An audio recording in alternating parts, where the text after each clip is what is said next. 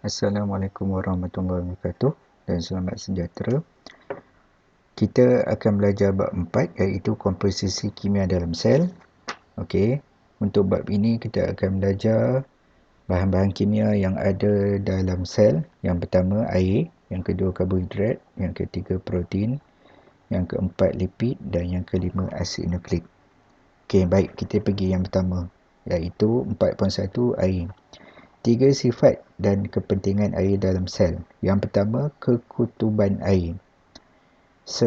Air ialah sebatian tak organik yang terdiri daripada oksigen dan juga hidrogen. Satu oksigen, dua hidrogen.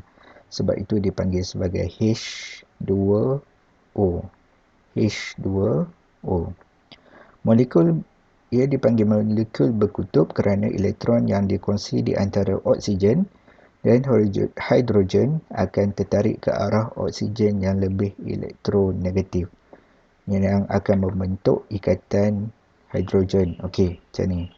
Untuk hidrogen dan juga oksigen mempunyai lebih elektron berbanding dengan hidrogen. Jadi, bilangan elektron untuk oksigen akan lebih berbanding dengan hidrogen. Sebab itu, untuk oksigen, dia akan menjadi separa negatif. Manakala untuk hidrogen menjadi separa positif. Okey, kita tengok kat sini. Untuk hidrogen, dia lebih positif. Dan untuk oksigen, dia lebih elektron. Maksudnya, dia lebih banyak negatif. Sebab tu dia ada separa negatif untuk oksigen dan separa positif untuk hidrogen. Okey, disebabkan sifat yang separa positif dan juga separa negatif inilah yang menyebabkan hidrogen akan tertarik kepada molekul oksigen untuk membentuk ikatan hidrogen. Okey, awak boleh tengok sini. Hidrogen dia membentuk ikatan hidrogen kepada oksigen. Oksigen pula membentuk ikatan hidrogen kepada molekul air yang lain. Okey, disebabkan sifat inilah yang membuatkan air dipanggil sebagai molekul berkutub. Okey, itu yang pertama.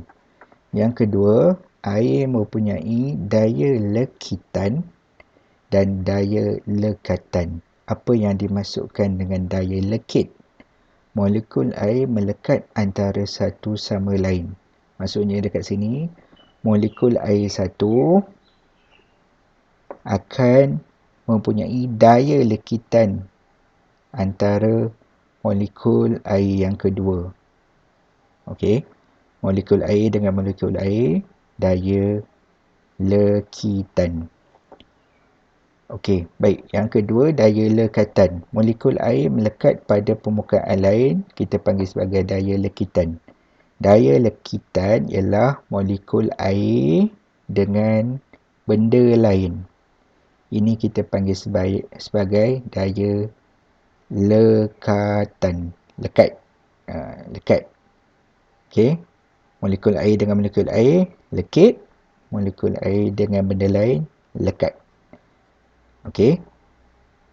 Apa yang penting untuk molekul air dan daya lekitan dengan daya lekatan ni? Contoh, pergerakan air daripada akar masuk ke dalam xylem, okey, untuk menghantar air ke seluruh bahagian tumbuhan. Awak cuba tengok ni. Ini molekul air dan molekul air, kita panggil sebagai daya lekitan. Molekul air tu kepada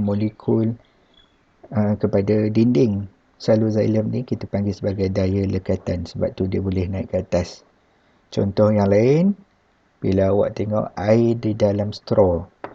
Bila awak letakkan air di dalam straw, awak akan tengok air itu akan lebih tinggi di dalam straw berbanding dengan air yang ada di dalam cawan. Okey. Baik, itulah yang membuatkan air ni sifat yang baik untuk air. Okey, dia ada daya lekit dan lekat. Daya lekit, molekul air. Daya lekat, molekul air dengan permukaan lain. Okey, nak senang ingat contoh macam gam. Gam sapu dekat kertas, kita akan lekat. Itu daya lekatan. Gam, kita ambil dengan gam, itu melekit, lekitan. Okey, seterusnya, sifat yang ketiga ialah muatan haba tentu air. Air mempunyai muatan haba tentu yang tinggi, 4.2 kJ per kilogram untuk 1 darjah Celsius. Okey, apa maksud dia ni? Untuk 1 kilogram air, dia memerlukan 4.2 kilojoule tenaga untuk menaikkan suhu air itu sebanyak 1 darjah Celsius. Air menyerap banyak tenaga haba dengan kenaikan suhu yang kecil, 4.2 kilojoule, untuk menaikkan suhu sebanyak 1 darjah Celsius sebanyak 1 kilo air. Okey, bila air mempunyai muatan haba tentu yang besar, yang tinggi, ia penting untuk mengekalkan suhu badan organisma. Contoh, jika badan kita panas, kita akan berpeluh. Air peluh akan menyerap haba dari badan untuk memastikan suhu badan kembali normal. Okey, ada 3 sifat yang kamu perlu tahu. Baik, terima kasih.